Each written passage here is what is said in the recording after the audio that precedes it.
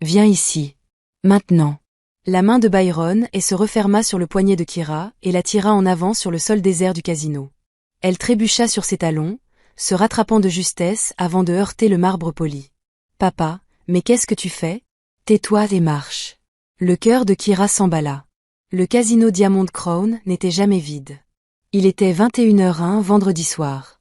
L'endroit aurait dû être bondé. Au contraire, un silence de mort régnait. Toutes les tables étaient débarrassées. Toutes les machines étaient éteintes. Tout le monde était parti. Comme si quelqu'un avait ordonné l'évacuation du bâtiment. Et puis elle comprit pourquoi. L'homme assis au bord de la table de poker principale. Knox Voss. Kira en resta bouche bée. Il était immense, 1,95 mètres, un concentré de muscles gainés de cuir noir. Sa peau brun clair luisait sous les lustres, et de courtes mèches encadraient un visage digne des couvertures de magazines. Une mâchoire anguleuse. Des pommettes hautes. Des lèvres à la fois cruelles et irrésistibles. Mais ce sont ses yeux qui lui ont donné le vertige. Gris clair. Froid. Prédateur. Il la dévisageait comme une proie. Knox Voss était une légende à Vancouver. 28 ans. Il a bâti un empire à partir de rien. Casino. Hôtel. Boîte de nuit. On murmurait qu'il avait commis des actes sordides pour bâtir cet empire. Des actes qui laissaient des cadavres. Et son père, cet imbécile, l'avait entraîné dans son monde. Knox ne dit rien. Ne bougea pas. Je l'ai juste regardé avec ses yeux de loup. Monsieur Voss, la voici, balbutia Byron en poussant Kira en avant comme une offrande. Ma fille Kira. 24, intelligente. Belle. Elle étudie à l'UBC pour devenir détective. Major de sa promotion. Arrête de parler de moi comme si j'étais du bétail. S'écria Kira en se dégageant brusquement de l'étreinte de son père. Son instinct de détective se manifesta immédiatement. Elle scruta la pièce, repérant les sorties, les caméras de sécurité désactivées, les 3 hommes qui se tenaient dans l'ombre derrière Knox. Professionnels. Armés. Fidèles. Il ne s'agissait pas simplement d'un recouvrement de créances. C'était tout autre chose. La lèvre de Knox tressaillit. Presque un sourire narquois. Il se redressa, se déployant jusqu'à sa taille terrifiante, et sortit quelque chose de sa veste. Un papier plié. Il le tendit. Kira s'en empara, son esprit déjà en train d'analyser. Document légal. Sceau officiel. Cachet notarié. Ce n'était pas une blague. Elle déplia le document et lut. Contrat de mariage. En lieu et place du règlement de dette s'élevant à 437 000 $, Byron cède par la présente la tutelle de sa fille, Kira Michelet, à Knox Alexander Voss par le biais d'un mariage légal. Le monde bascula. L'esprit d'enquêtrice de Kira s'est immédiatement mis à analyser la légalité, la coercition, la contrainte, l'abus de faiblesse. Cela ne tiendrait pas devant un tribunal. C'était impossible. Mais le regard de Knox disait qu'il se fichait des tribunaux. Vous plaisantez? Kira leva les yeux vers Knox. C'est une blague, n'est-ce pas? L'expression de Knox resta impassible. Il la fixait simplement de ses yeux gris froids. Ce n'était pas une blague. 437 000 $? Kira se retourna brusquement vers son père. Tu es fou? Byron recula, les mains levées. Ma chérie, je peux t'expliquer. Expliquez-moi? Vous avez dilapidé un demi-million de $? C'était censé être un coup de maître. J'avais une stratégie. Vous n'en avez pas. Tu es un ivrogne et un accro au jeu qui détruit tout ce qu'il touche. La voix de Kira résonna dans le casino désert. Des années de rage contenue, enfin libérées. Maman est morte à cause de toi. On a perdu notre maison à cause de toi. Je cumule 2 emplois pour avoir un toit sur la tête pendant que tu dilapides tout ton argent au poker. Et maintenant, tu me vends comme une vieille voiture pour rembourser tes dettes? Kira, je t'en prie. Quel genre de père fait ça? Sa voix se brisa, mais elle refusa de pleurer. Pas ici. Pas devant cet homme. Quel genre d'être humain sacrifie son propre enfant pour se sauver? Le visage de Byron se décomposa. Je suis désolé, mon bébé. Je suis vraiment désolé. Mais il allait me tuer. Que pouvais-je faire? Mourir, dit froidement Kira. Tu étais censé mourir. Ces mots planaient dans l'air comme un poison. Knox observa toute la scène sans dire un mot, sans bouger. Ses yeux gris scrutaient chaque émotion du visage de Kira, la répertoriant, l'analysant. Finalement, il se mit en mouvement. Il s'était dirigé vers Byron à pas lents et mesurés. Byron recula précipitamment. Monsieur Voss, je vous en prie, elle finira par se calmer. Elle a juste besoin de temps. La main de Knox jaillit et agrippa le col de Byron, le soulevant sans effort sur la pointe des pieds. Partez, dit Knox. Ce furent les premiers mots qu'il prononça. Sa voix était grave, calme, et pourtant plus terrifiante que s'il avait crié. Oui, monsieur. Absolument. Je vais juste. Knox le poussa vers la sortie. Byron trébucha, se rattrapa et courut vers les portes. Il ne se retourna même pas vers sa fille. La porte du casino claqua. Silence. Kira resta là, tremblante de rage, d'humiliation et de peur. Elle s'efforça d'analyser la situation comme on le lui avait appris. Sortie bloquée. Hommes armés. Aucun témoin. Aucun moyen de pression. Piégée. Knox tourna ses yeux gris vers elle. Elle releva le menton. Il refuse de se soumettre. Je ne t'épouserai pas. Il inclina légèrement la tête, l'observant. Je me fiche de ce que dit ce contrat, poursuivit Kira, son esprit passant en revue les précédents juridiques, la jurisprudence, tout ce qui pourrait l'aider. C'est de la coercition sous la contrainte. Aucun tribunal ne validerait une telle chose. On ne peut forcer quelqu'un à se marier. Cela enfreint une douzaine de lois. Je suis en formation pour devenir détective. Je connais mes droits. Et je sais que ceci est illégal. Les lèvres de Knox se retroussèrent légèrement, comme s'il était amusé. Tu es intelligent, dit-il doucement. Bien. Sa voix lui fit un drôle d'effet, une sensation qu'elle refusait obstinément d'admettre. Je ne t'épouserai pas, répéta Kira. Knox sortit son téléphone, tapa un message, puis le rangea. Puis il s'avança vers elle. Kira resta immobile, malgré un instinct de fuite instinctif. Il s'arrêta juste devant elle, si près qu'elle put sentir le cuir et une eau de Cologne de luxe. Il tendit lentement la main, lui laissant le temps de bouger. Elle ne bougea pas. Ses doigts glissèrent une mèche de ses cheveux noirs ondulés derrière son oreille. Le geste était doux. Inattendu. Ses yeux gris s'adoucirent un instant. Tu as une sœur, dit Knox d'une voix douce. Leia, 22 ans, atteinte de déficience cognitive depuis la naissance. Elle a besoin de soins à temps plein. Le sang de Kira se glaça. Comment connais-tu Leia? Je sais tout de toi, Kirae. Sa voix était douce, mais elle cachait une détermination implacable. Je sais que tu as 2 emplois. Le matin, tu travailles à la boulangerie Sweet Haven. Le soir, tu fais le ménage dans des bureaux. Je sais que tu croules sous les dettes étudiantes pour terminer tes études de criminologie. Je sais que tu t'occupes seul de ta sœur parce que ton père ne t'aide absolument pas. Tu m'observes. Ce n'était pas une question. J'ai suivi attentivement. Ce n'est pas une réponse. La mâchoire de Knox se crispa. Un instant, une lueur passa dans ses yeux. Quelque chose qui ressemblait presque à de la douleur. 24 heures, dit-il en reculant. Réfléchissez-y. Imaginez la vie que vous pouvez offrir à Leia en cumulant 2 emplois et en peinant à survivre. Imaginez ce qui lui arriverait si quelque chose vous arrivait. Vous menacez ma sœur? Non. La voix de Knox se fit dure. Je lui propose mon aide. Les meilleurs soins médicaux du pays. Des spécialistes. La thérapie. Tout ce dont elle a besoin et que vous ne pouvez pas vous permettre. La gorge de Kira se serra. Pourquoi as-tu fait ça? Les yeux gris de Knox croisèrent les siens. Son expression changea. Une vulnérabilité, aussitôt dissimulée. Quelqu'un m'a un jour témoigné de la bonté alors que je n'avais rien, dit-il doucement. Quand j'étais invisible aux yeux du monde, cette personne m'a sauvé. Quel rapport avec moi? Sa mâchoire se crispa. Il sembla vouloir dire quelque chose, puis se ravisa. 24 heures, Kira. Il sortit de nouveau son téléphone et lui montra l'écran. Un compte bancaire. Au nom de Leia. Avec 500 000 $ déjà déposés. Kira en resta bouche bée. Si vous avez autant d'argent, pourquoi ne pas simplement rembourser la dette de mon père? Le regard de Knox se glaça. Parce que rembourser la dette ne vous protège pas, le contrat le stipule. Une fois que tu seras légalement mienne, ton père ne pourra plus te toucher. Il ne pourra plus te vendre à quelqu'un d'autre. Je ne pourrai plus jamais te prendre en garantie. Sa voix baissa d'un ton. Et si je m'étais contenté de payer sa dette, il serait de retour aux tables la semaine prochaine, à dilapider encore plus d'argent et à te mettre de nouveau en danger. Ainsi, vous serez libéré de lui. Définitivement. Le raisonnement était imparable. Si terriblement clair. Et si je refuse? Knox s'approcha encore.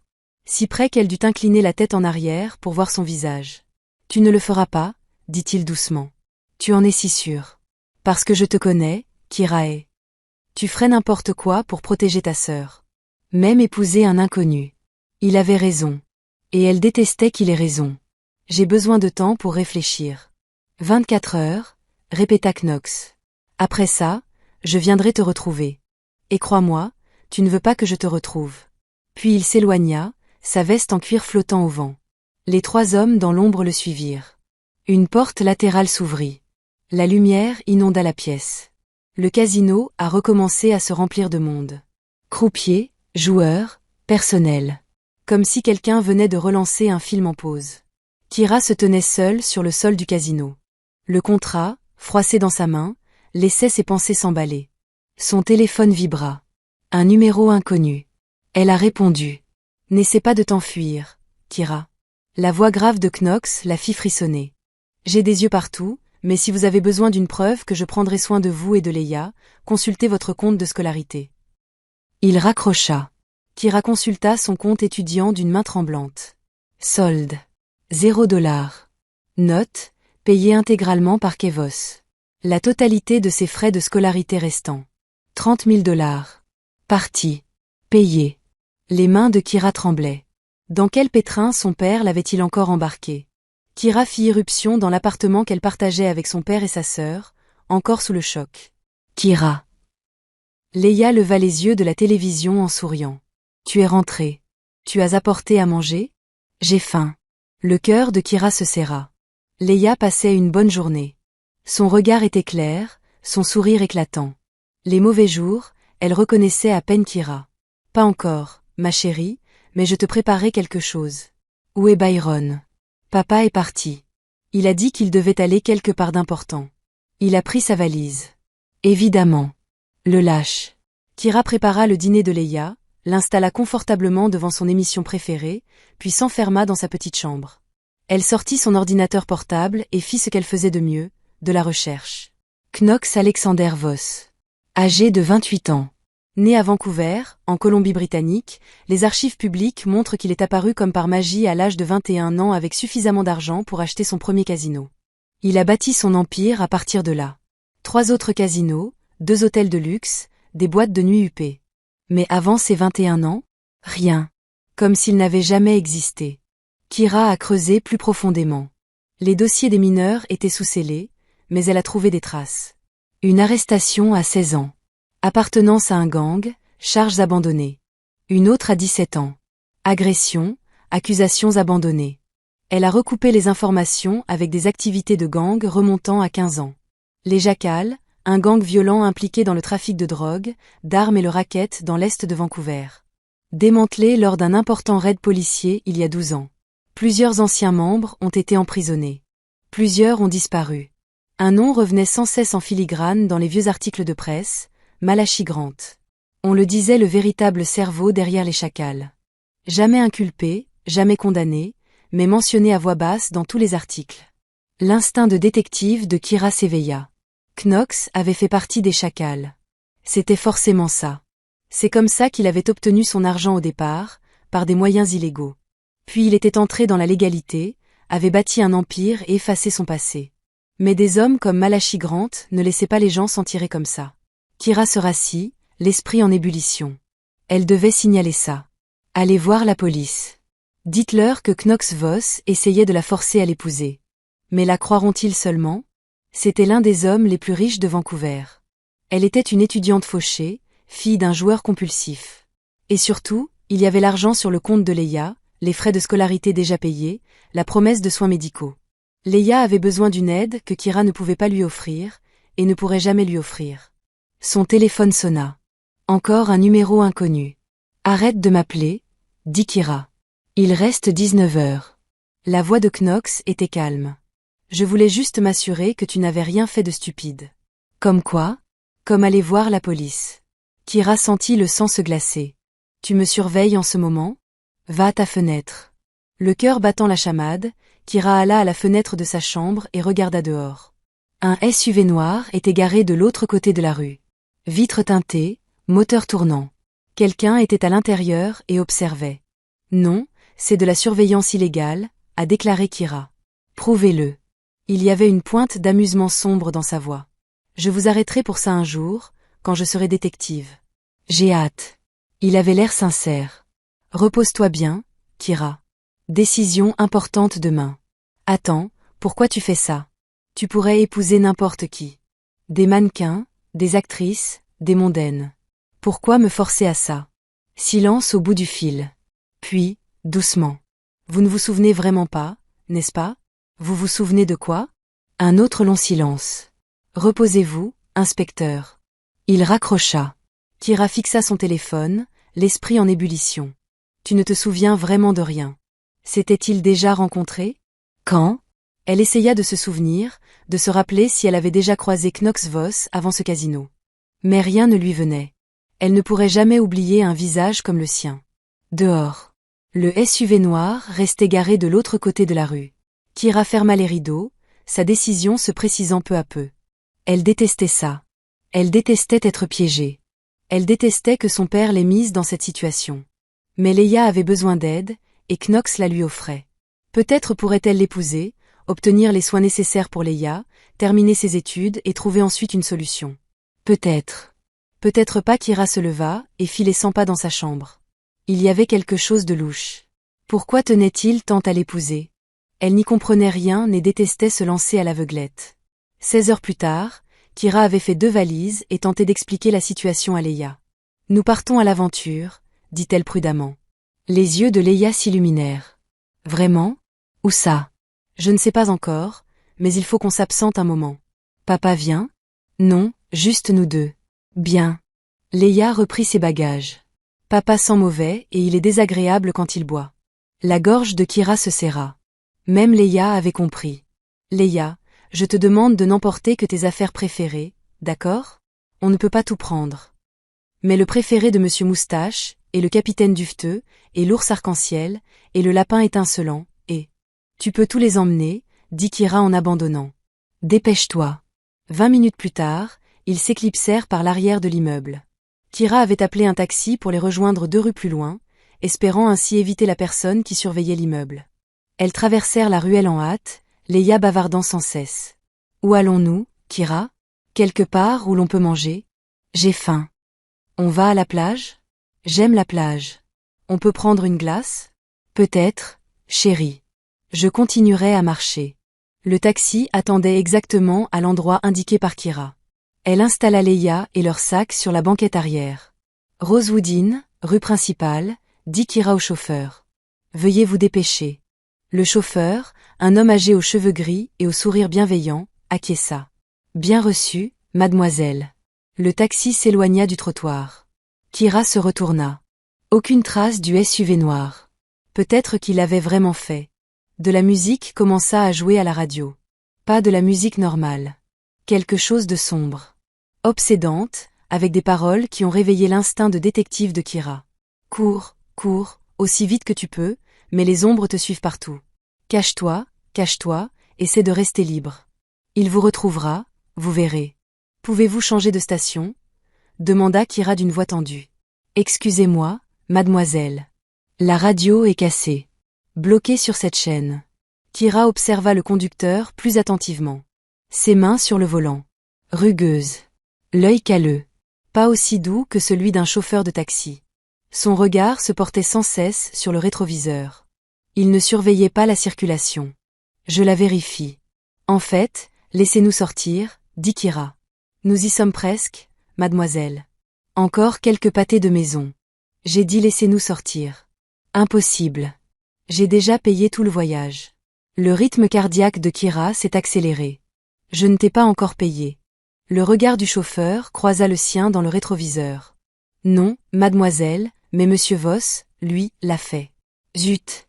Knox l'avait déjà démasqué. Kira? Leia lui prit la main.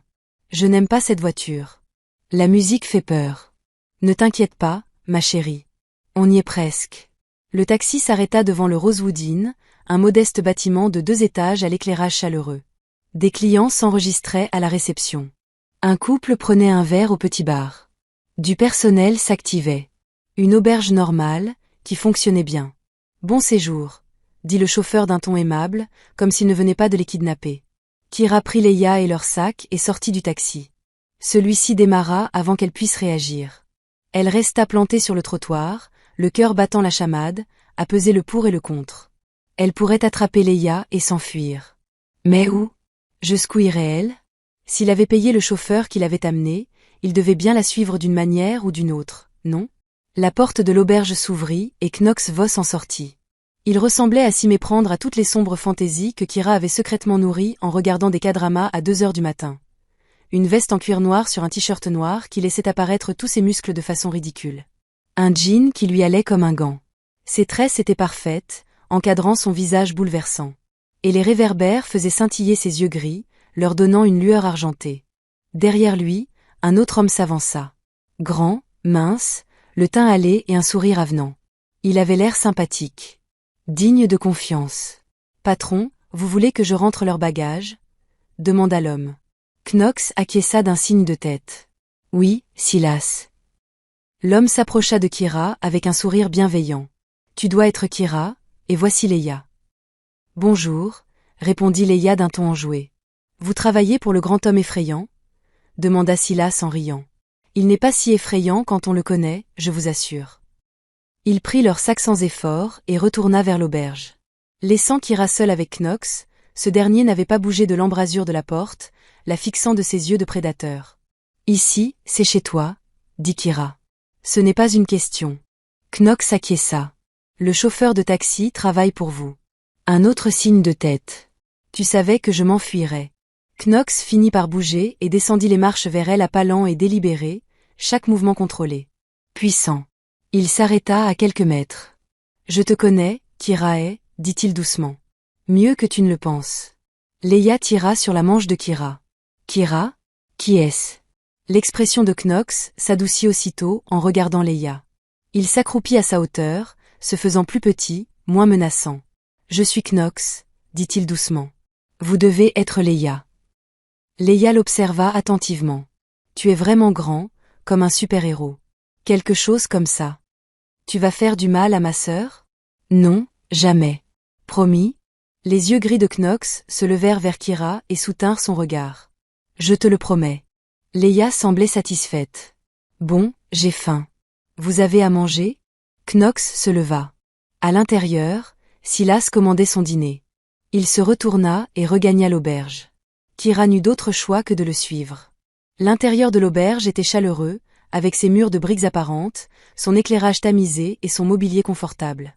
Les clients que Kira avait aperçus par la fenêtre étaient toujours là, complètement absorbés par leurs pensées, sans se douter de rien. Silas était à la réception, en pleine conversation avec le réceptionniste et en commandant à manger. Knox les conduisit à l'étage, dans une suite privée, manifestement son espace personnel lorsqu'il séjournait ici. « Attendez ici », dit-il. Puis il sortit en refermant la porte derrière lui. Leia se mit aussitôt à explorer les lieux. « Kira, regarde, le lit est immense et il y a une télé. Je peux regarder des dessins animés? » « Bien sûr, ma chérie. » L'esprit de Kira s'emballait, elle analysait tout. Knox les avait laissés entrer dans sa suite privée. Cela suggérait de la confiance, ou du moins un contrôle. Peut-être les deux. Silas est arrivé avec de la nourriture, des hamburgers, des frites, des fruits et des jus de fruits en briques pour Leia. Je me suis dit que vous aviez peut-être faim, dit-il avec son sourire chaleureux. Au fait, je m'appelle Silas. C'est le bras droit de Knox. Je suis avec lui depuis 6 ans.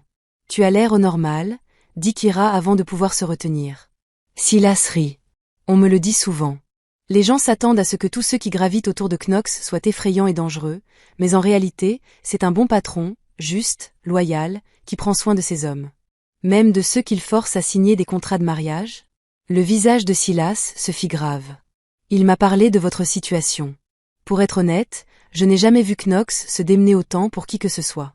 Quelles que soient ses raisons, elles sont importantes à ses yeux. Ça ne justifie rien. Non, acquiesça Silas. Mais ça ne le rend pas mauvais non plus. C'est compliqué. La porte s'ouvrit. Knox rentra. Silas, donnez-nous 1 minute, dit Knox. Bien sûr, chef. Silas sourit à Leia. Bon appétit, ma petite. Il partit.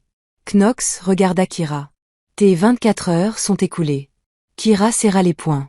Je sais. Quelle est ta réponse? Kira regarda Leia, qui mangeait joyeusement des frites en regardant des dessins animés, sans se douter que sa vie allait basculer. Puis elle regarda Knox. Elle le regarda vraiment. Dangereux. Oui. Exerçable. Absolument. Un passé criminel. Sans aucun doute. Mais aussi, le compte bancaire qu'il avait ouvert pour Leia. Les frais de scolarité qu'il avait payés. La façon dont il s'était accroupi pour parler à Leia à sa hauteur. La façon dont son regard s'était adouci lorsqu'il avait promis de ne pas faire de mal à Kira. Peut-être n'était-il pas mauvais. Peut-être était-il simplement complexe. J'ai des conditions, dit Kira. Knox haussa légèrement un sourcil. Vous n'êtes pas en position de négocier. Alors j'imagine que tu ne me désires pas assez. Sa mâchoire se crispa. Mais il y avait quelque chose dans son regard. Du respect? À quelles conditions? 1. Leia obtient tout ce que vous lui avez promis, les meilleurs soins médicaux, des spécialistes, une thérapie. Aucun frais n'est épargné. C'est fait. 2. J'obtiens mon diplôme. Sans interférence. Je vais devenir détective et vous ne m'en empêcherez pas. C'est fait. 3. Chambre séparée. C'est un arrangement légal, pas un vrai mariage. Tu ne me touches pas. Les yeux gris de Knox s'assombrirent. Autre chose? 4. Tu finiras par me dire la vérité. Sur les véritables raisons de tes agissements. Sur ce que je suis censé retenir. Knox resta silencieux un long moment. Je te le dirai, dit-il finalement, quand tu seras prête à l'entendre. Ce n'est pas, c'est tout ce que tu auras, Kira. Il s'approcha. Voilà mes conditions. À prendre ou à laisser. Ils se fixèrent du regard. Un bras de fer. Très bien, dit Kira. Je t'épouserai. Leia, assise sur le canapé, haleta. Tu te maries? Je peux être demoiselle d'honneur? Les lèvres de Knox esquissèrent un sourire. Tu peux être tout ce que tu veux, Leia. Il sortit son téléphone et passa un appel. Silas. Prends rendez-vous au tribunal pour demain matin. 10 heures. Il a raccroché. Elle regarda Kira. Repose-toi. Demain, tu deviendras Kira Voss. La façon dont il a prononcé son futur nom a donné la nausée à Kira. À quoi diable avait-elle consenti? Si vous pensez que Kira vient de faire un pacte avec le diable ou avec son sauveur, votez dans les commentaires et abonnez-vous, car le mariage approche à grands pas et les choses sérieuses commencent. Le lendemain matin, un SUV noir est venu les chercher. Knox était déjà à l'intérieur, d'une beauté à couper le souffle dans son costume noir. Sans cravate. Le premier bouton de sa chemise était ouvert. Ses tresses étaient fraîchement réalisées, ses yeux gris perçants. Silas était assis sur le siège passager, toujours aussi gai. 8. Bonjour. Tout le monde est prêt? Leia trépignait sur son siège. Je porte ma robe violette. Kira a dit que c'était assez chic pour un mariage. Tu es magnifique, a dit Silas chaleureusement. Le palais de justice était en centre-ville. Propre. Efficace. Impersonnel. Parfait pour un mariage sans amour. Ils attendaient dans une petite pièce. Les mains de Kira tremblaient sans cesse. Ça va? Demanda Silas doucement. Qu'est-ce que ça veut dire, ça va? Il sourit avec compassion. Franchement, je trouve que tu es courageuse. Tout le monde ne ferait pas ça pour sa sœur. Moi, je ne suis pas courageuse. Je suis désespérée. Parfois, c'est la même chose. L'entreprise Efficient les a appelés. La pièce était petite et impersonnelle. Seul l'efficace, Knox, Kira, Leia et Silas étaient présents. Mes chers amis, commença l'efficace, visiblement ennuyé et lisant un texte. Nous sommes réunis aujourd'hui pour unir Knox Alexander Voss et Kira Michel et par les liens du mariage. Le cœur de Kira battait si fort qu'elle avait du mal à entendre. Knox Alexander Voss, acceptez-vous Kira Michel et comme épouse légitime? Pour le meilleur et pour le pire, dans la richesse et dans la pauvreté, dans la maladie et dans la santé, jusqu'à ce que la mort vous sépare? Les yeux gris de Knox se fixèrent sur le visage de Kira, intense, inébranlable. Oui, dit-il doucement. Sa voix était posée, assurée, comme s'il avait attendu toute sa vie pour prononcer ces mots. Et vous, Kira Michel, acceptez-vous Knox Alexander Vaux comme époux légitime? Pour le meilleur et pour le pire, dans la richesse et dans la pauvreté, dans la maladie et dans la santé, jusqu'à ce que la mort vous sépare? C'était le moment, la dernière chance de fuir, comme une dernière chance de dire non. Mais Leia se tenait près de Silas, rayonnante comme si c'était le plus beau jour de sa vie. Kira déglutit difficilement. Oui, murmura-t-elle. En vertu des pouvoirs qui me sont conférés par la province de Colombie-Britannique, je vous déclare mari et femme. L'officiant regarda Knox. Vous pouvez embrasser la mariée. Les yeux de Kira s'écarquillèrent. Elle n'avait pas pensé à ce moment-là. Knox s'approcha, la dominant de toute sa hauteur. Ses yeux étaient désormais d'un argent incandescent, d'une intensité telle qu'elle en perdit ses jambes. Il leva lentement la main et lui prit le visage entre ses doigts. Son pouce effleura sa pommette, doucement, avec respect. Kira avait le souffle coupé. Knox se pencha et déposa un baiser sur son front. Doux, tendre, presque affectueux. Bienvenue dans la famille, Kiravo, murmura-t-il contre sa peau. Un frisson la parcourut de la tête aux pieds. Vous n'êtes pas mariés? S'écria Leia. Maintenant, vous devez vous embrasser sur la bouche. C'est ce qu'ils font dans les films. Knox recula légèrement, ses yeux gris fixant Kira. Plus tard, murmura-t-il, rien qu'à elle, quand tu seras prête. Pas si, pas quand, comme il savait qu'elle finirait par le souhaiter. Cette arrogance aurait dû l'agacer. Au lieu de cela, elle lui donnait des sueurs froides. Le manoir de Knox était obscène. Le SUV franchit des grilles en fer forgé dignes d'un palais. L'allée était bordée d'arbres, des guirlandes lumineuses scintillant dans les branches.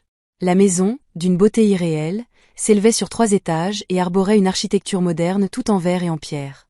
C'est un château, hurla Leia en collant son visage à la vitre. Kira, on va vivre dans un château. Ce n'est pas vraiment un château, Leia. C'est presque ça. La voiture s'est arrêtée devant l'entrée principale. Les imposantes portes d'entrée se sont ouvertes et une femme en est sortie. Elle avait peut-être 50 ans, le teint hâlé, des cheveux noirs grisonnants tirés en un chignon soigné et un regard doux. Elle portait des vêtements simples mais élégants. « Bienvenue chez vous », dit la femme avec un sourire sincère. « Je suis Madame Rivera. Je gère la maison. Voici ma femme, Kira, dit Knox, et sa sœur, Leia. Ma femme. » Le mot semblait encore irréel. Les yeux de Madame Rivera se plissèrent. « C'est merveilleux de vous rencontrer enfin toutes les deux. J'ai préparé les chambres et le dîner. Vous devez être épuisés. » Leia saisit la main de Madame Rivera sans hésiter. « Avez-vous des biscuits ?» Silas, l'ami de Knox, a dit qu'il y en aurait peut-être. Madame Rivera a ri. « J'ai des biscuits aux pépites de chocolat tout frais, encore chauds. Tu en veux ? Je t'aime, déclara Leia solennellement. Je crois que je vais t'aimer aussi, ma chérie. Viens, laisse-moi te montrer la cuisine. » Madame Rivera fit entrer Leia, bavardant déjà de leurs plats préférés. Silas prit leur sac. « Je vais les monter dans vos chambres. »« Knox, tu veux que je programme cette réunion avec les investisseurs de l'hôtel pour demain ? » ?»« Oui, matin, ça me va. » Silas entra, laissant Kira seule avec Knox. Ils restèrent dans l'allée, l'immense demeure se dressant derrière eux. « C'est vraiment en train d'arriver, » dit Kira d'une voix douce. « Oui. Je suis vraiment mariée à toi. »« Oui. Et je vis dans un manoir qui a probablement plus de salles de bain que tout mon immeuble. » La lèvre de Knox tressaillit. 12 salles de bain, en fait. C'est scandaleux. Attendez de voir la bibliothèque. Malgré tout, Kira esquissa un sourire. Vous avez une bibliothèque ? Vous faites des études pour devenir détective. Je pensais que vous apprécieriez les livres. Une douce chaleur envahit la poitrine de Kira. Knox désigna la maison d'un geste. Venez, je vous fais visiter. La demeure était époustouflante. Au plafond, immenses fenêtres, mobilier moderne mêlé à des touches de chaleur inattendues, photos de famille, de quelle famille Kira se demandait-elle ?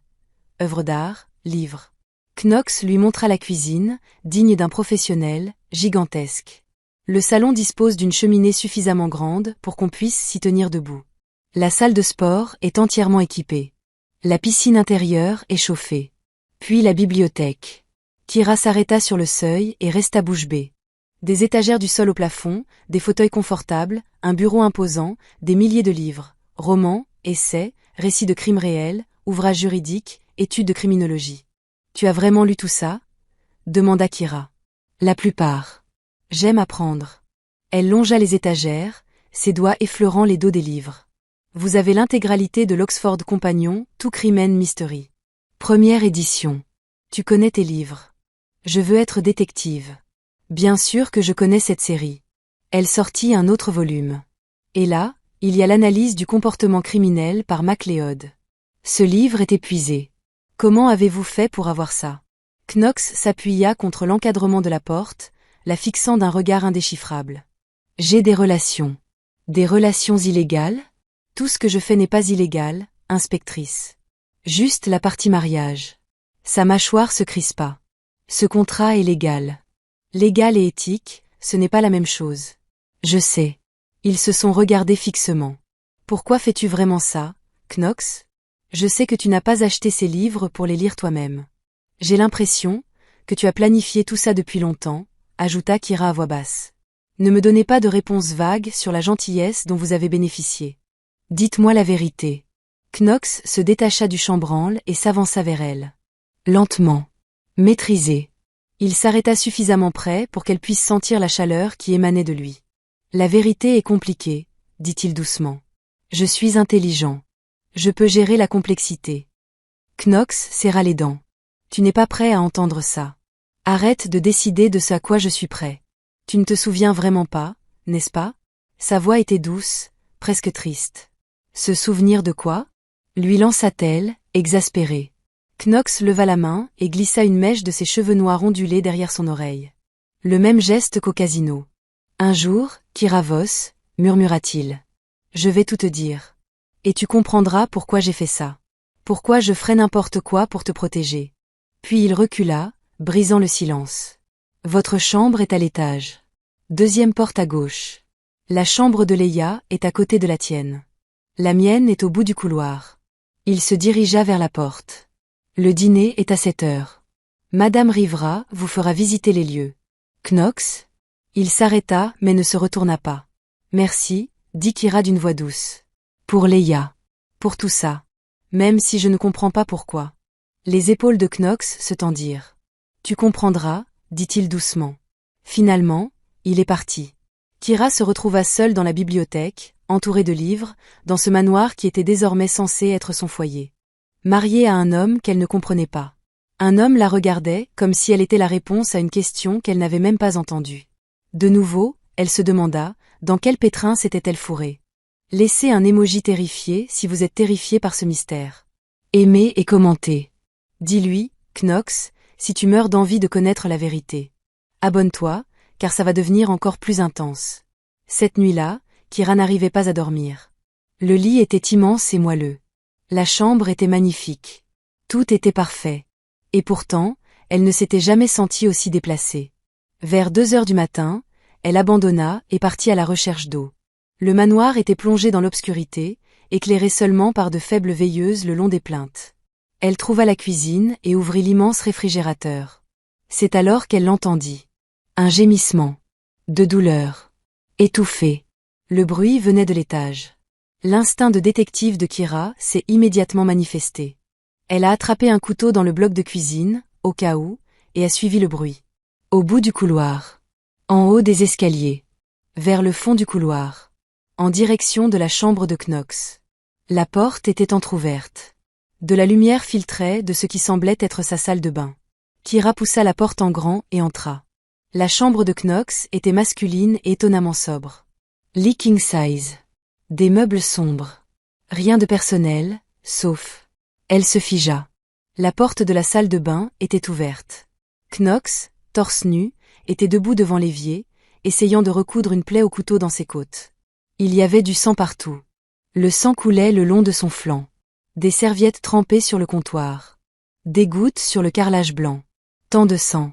La pièce pencha. Kira vacilla. Knox releva brusquement la tête. Leurs regards se croisèrent dans le miroir. Ses yeux gris s'écarquillèrent. Kira. Son monde bascula et une soudaine vague de vertige la fit trébucher. De forts bras rattrapèrent Kira avant qu'elle ne touche le sol.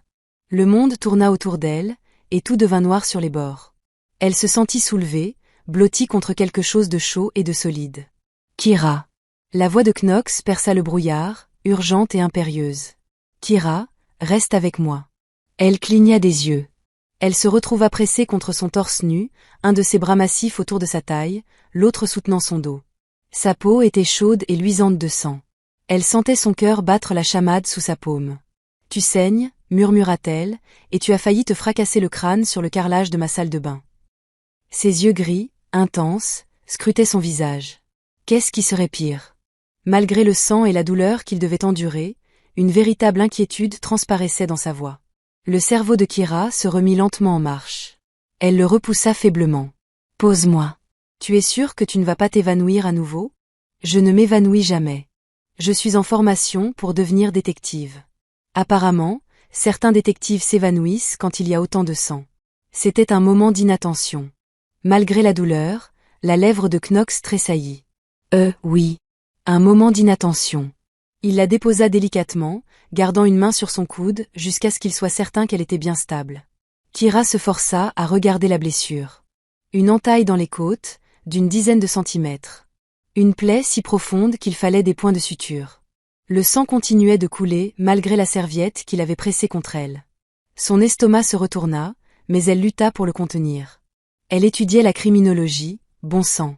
Elle avait vu des photos de scènes de crime, des rapports d'autopsie. Ce n'était rien. Sauf que ce n'était pas rien. C'était Knox, son mari, qui saignait dans sa salle de bain à 2 heures du matin. « Pourquoi n'es-tu pas allé à l'hôpital » demanda Kira, son instinct de détective se mettant en marche. « Cela nécessite des soins médicaux appropriés. Je peux m'en occuper. Tu essayais littéralement de te recoudre toi-même. Ce n'est pas la solution. Je l'ai déjà fait. Ça l'a arrêté. Combien de fois l'as-tu fait ? » Knox ne répondit pas. Il prit simplement une serviette propre et l'appliqua sur la plaie. L'esprit de Kira s'emballa, rassemblant les indices. Tard dans la nuit. Blessure au couteau. Impossible d'aller à l'hôpital. Cela signifiait. Vous ne pouvez pas prendre le risque d'aller à l'hôpital, dit-elle lentement. Parce que les blessures par arme blanche sont signalées. Le personnel hospitalier est tenu par la loi d'informer la police de toute blessure pouvant être liée à une activité criminelle. Ce qui signifie que, quoi que vous fassiez au moment où vous avez été poignardé, la police ne peut pas être impliquée. La mâchoire de Knox se crispa. Vous faites des suppositions, inspecteur. Ai-je tort ? Il ne répondit pas. Je le savais, dit Kira, les mots lui échappant comme toujours lorsqu'elle était anxieuse ou en colère. Tu as dit que tu étais devenu légitime. Tu disais avoir tourné le dos à la vie de gang. Et pourtant, te voilà. Blessé au couteau, le sang coulant de ta blessure que tu ne peux pas signaler. Ce qui signifie que tu es toujours impliqué dans quelque chose d'illégal.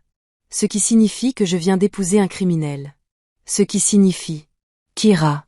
La voix de Knox la sortit de sa spirale infernale. Calme. Ferme. Respire. Elle réalisa qu'elle était en hyperventilation. Je n'ai rien fait d'illégal ce soir, dit Knox doucement en la regardant dans les yeux. Mais une personne de mon passé est réapparue. Elle voulait engager une conversation qui ne m'intéressait pas. La situation a dégénéré en agression physique. Physiquement, il a essayé de te poignarder. Il a réussi à te faire une entaille avant que je lui prenne le couteau. Et ensuite, le regard de Knox se glaça. Je lui ai alors clairement fait comprendre que s'il s'approchait encore une fois de moi ou de ma famille, il ne s'en tirerait pas indemne. La façon dont il a prononcé le mot « ma famille », y compris elle et Leia, fit naître en Kira une sensation à la fois chaleureuse et terrifiante. Donc, quelqu'un de ton ancien gang t'a agressé, dit Kira en s'efforçant de raisonner logiquement. Ce qui signifie qu'ils savent où tu habites.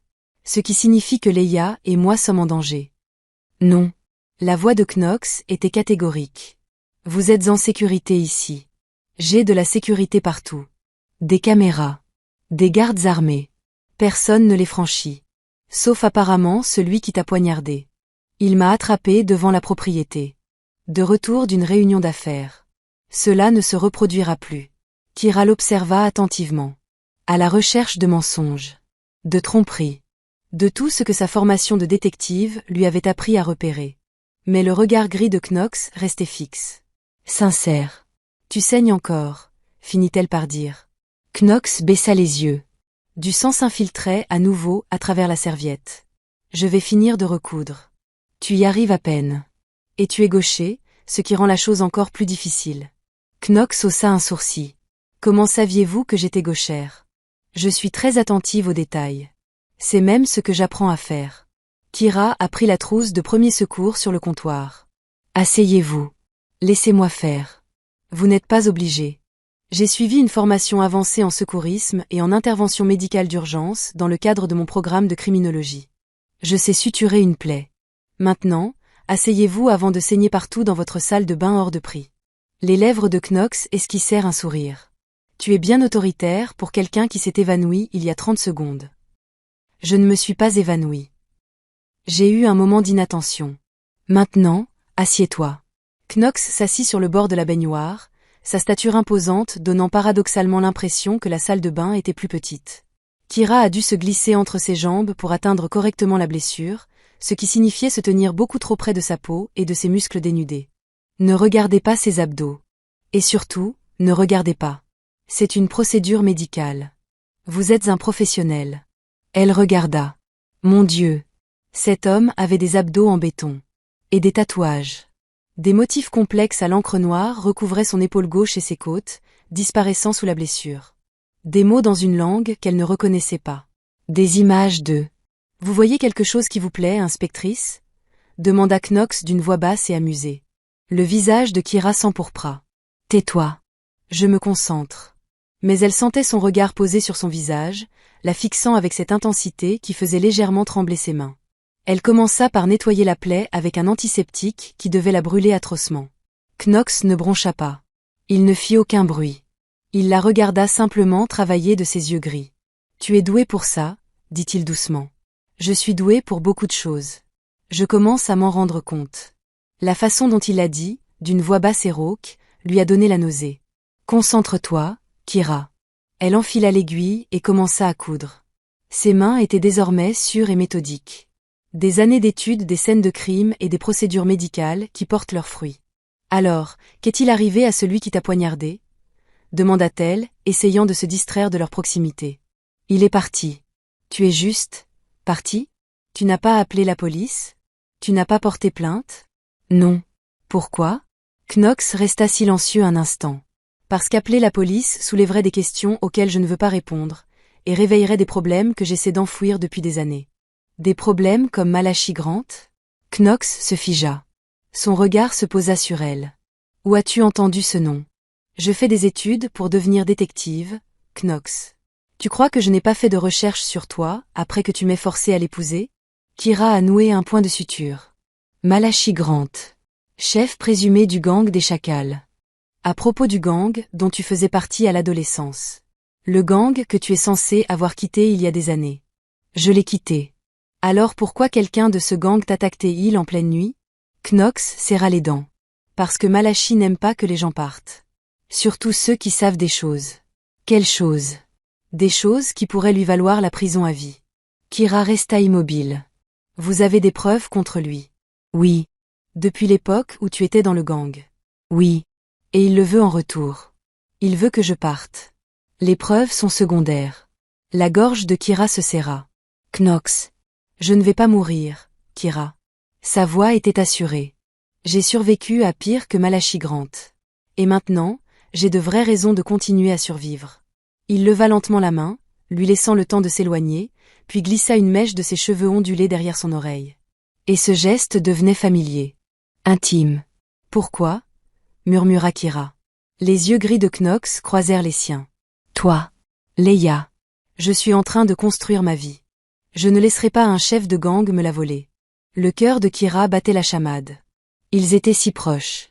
Son visage à quelques centimètres du sien. Elle pouvait voir les reflets dorés dans ses yeux gris. La légère cicatrice sur son sourcil. La dilatation de ses pupilles lorsqu'il la regardait. C'était une mauvaise idée. Quelle idée terrible. Mais bon sang, elle avait tellement envie de l'embrasser. Non. Non. Concentre-toi sur les points de suture. Elle se força à regarder à nouveau la plaie. Et elle termina les derniers points en silence. C'est fini, dit-elle. Je prends rapidement du recul. Je m'éloigne d'eux avant qu'elle ne fasse une bêtise. Il faut que ça reste correct. Changer le pansement tous les jours. Pas de port de charge lourde pendant au moins une semaine. Knox la dominait de nouveau de toute sa hauteur. Oui, madame. Je suis sérieux. Si vous arrachez ces points de suture, vous devrez aller à l'hôpital et vous expliquer à la police. Compris. Ils restèrent là, immobiles. Soudain, la salle de bain leur parut suffocante. Je devrais y aller, dit Kira. Probablement. Mais aucun des deux ne bougea. Le regard de Knox scruta son visage. Tu me surprends, Kira Voss. La façon dont il prononça son nom d'épouse la fit frissonner. Comment ? La plupart des gens se seraient enfuis en hurlant. Mais vous êtes là à me contredire et à me recoudre comme si de rien n'était. Ce n'est pas rien. Tu m'as fait une peur bleue. Mais tu n'as pas fui. Où aurais-je pu fuir? Apparemment, c'est ça ma vie maintenant. Autant s'assurer que mon mari ne se vide pas de son sang dans sa salle de bain. Une lueur passa dans les yeux de Knox au mot « mari ». Merci, murmura-t-il. Merci de m'avoir aidé. La sincérité dans sa voix lui serra le cœur. De rien, murmura Kira. Elle se força à se retourner et à s'éloigner avant que son cerveau ne disparaisse complètement. Kira, appela Knox. Elle s'arrêta et se retourna. Je maintiens ce que j'ai dit. Personne ne te touche. Personne ne te fait de mal. Je m'en assurerai. Même si cela signifie que tu te fais agresser? Ses yeux gris étaient absolument certains. Surtout dans cette situation. Kira s'est réfugiée dans sa chambre avant de faire une grosse bêtise. Comme embrasser son mari, dangereux, mystérieux et exaspérant. Si la tension entre eux vous exaspère, n'hésitez pas à laisser un emoji flamme en commentaire. Et si vous pensez que Knox est déjà sous le charme de Kira, dites-le nous en commentaire, il est amoureux.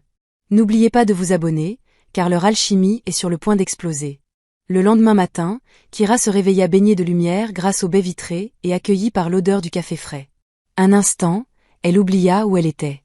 Puis la réalité la rattrapa brutalement. Le manoir. Mariage. Knox. Elle a pris son téléphone. 7h30, elle avait cours à 9h. Kira s'habilla à la hâte et descendit, suivant le bavardage joyeux de Leia. La cuisine était immense et pleine de monde. Leia était assise sur l'immense îlot central, en pleine conversation avec une femme que Kira ne reconnaissait pas. Plus jeune que Madame Rivra, peut-être une trentaine d'années, elle avait le teint hâlé et des yeux bruns chaleureux. Elle portait des vêtements à la fois professionnels et confortables. Et puis Kira a dit qu'on partait à l'aventure, mais en fait c'était un mariage. J'ai pu porter ma robe violette, disait Leia. La femme sourit. Ça a l'air super. Tu as mangé du gâteau? Non, il n'y avait pas de gâteau. Kira. Ah, on a oublié le gâteau. On en achètera plus tard, Leia, dit Kira en entrant dans la cuisine. Madame Rivra apparut avec une tasse de café. Bonjour, Madame Voss. Un café? Juste Kira, s'il vous plaît. Et oui, un café me sauverait la vie en ce moment. L'autre femme se leva et tendit la main. Je suis le docteur Yuki Tanaka. Je vais m'occuper de Leia dans sa thérapie cognitive. Kira lui serra la main, observant le médecin d'un œil de détective. Professionnelle. Compétente. Des yeux doux. Bien. Appelez-moi Kira. Merci d'être venu si tôt. Monsieur Voss m'a contacté il y a 2 jours et m'a demandé de commencer immédiatement. Le docteur Tanaka sourit à Leia. Et je suis très heureuse d'être ici. Leia et moi avons parlé de ses animaux préférés. Les dauphins, a dit Leia. Ils sont intelligents et gentils, et il sourit. Il sourit vraiment, confirma le docteur Tanaka. Après le petit déjeuner, H, ça te dirait de faire quelques exercices avec moi? Des exercices amusants, promis. Y aura-t-il des énigmes? J'adore les énigmes. Plein d'énigmes. La gorge de Kira se serra. C'était bien réel. Knox avait tout organisé. Les meilleurs soins médicaux. Un médecin qui traitait enfin Leia comme une personne et non comme une patiente. Où est Knox? Demanda Kira à Madame Rivra. Monsieur Voss est parti plus tôt pour une réunion d'affaires. Mais il a donné pour instruction que Brandon te conduise au campus à 8h30. Kira fronça les sourcils. Brandon? Ton service de sécurité. Je n'ai pas besoin de sécurité. Madame Rivra lui tendit un mot. L'écriture soignée de Knox. Oui, c'est vrai. Ne discute pas. L'œil de Kira tressaillit. Il est très présomptueux. Les yeux de Madame Rivra se plissèrent. Il est très protecteur. Il y a une différence. À 8h30, Kira sortit et découvrit un SUV noir qui l'attendait. À côté se tenait l'homme le plus imposant qu'elle ait jamais vu.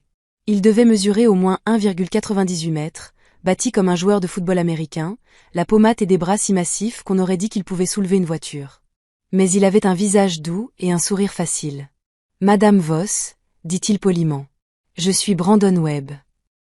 Je serai votre garde du corps aujourd'hui. Ce n'est vraiment pas nécessaire, insiste Monsieur Voss. Bien sûr que oui. Le trajet jusqu'à l'UBC s'est déroulé dans le calme. Brandon était professionnel et poli, et a catégoriquement refusé d'expliquer pourquoi Knox pensait que Kira avait besoin d'un garde du corps. Arrivé sur le campus, Brandon se gara et sortit de la voiture. Je serai dans les parages, dit-il. Vous ne me verrez pas, mais je serai là. C'est ridicule, murmura Kira. Mais Brandon se contenta de sourire et disparut dans le décor. Le premier cours de Kira était Criminologie 301, analyse du comportement criminel. Elle s'installa à sa place habituelle, à côté de son amie Shanice Lewis. Elle n'était pas très proche, mais se voyait de temps en temps pour échanger des potins. Shanice la regarda et eut un hoquet de surprise. Ma chérie, c'est une alliance. Kira baissa les yeux sur sa main gauche. La simple bague en platine que Knox lui avait passée au doigt la veille. C'est compliqué, dit Kira. Compliqué?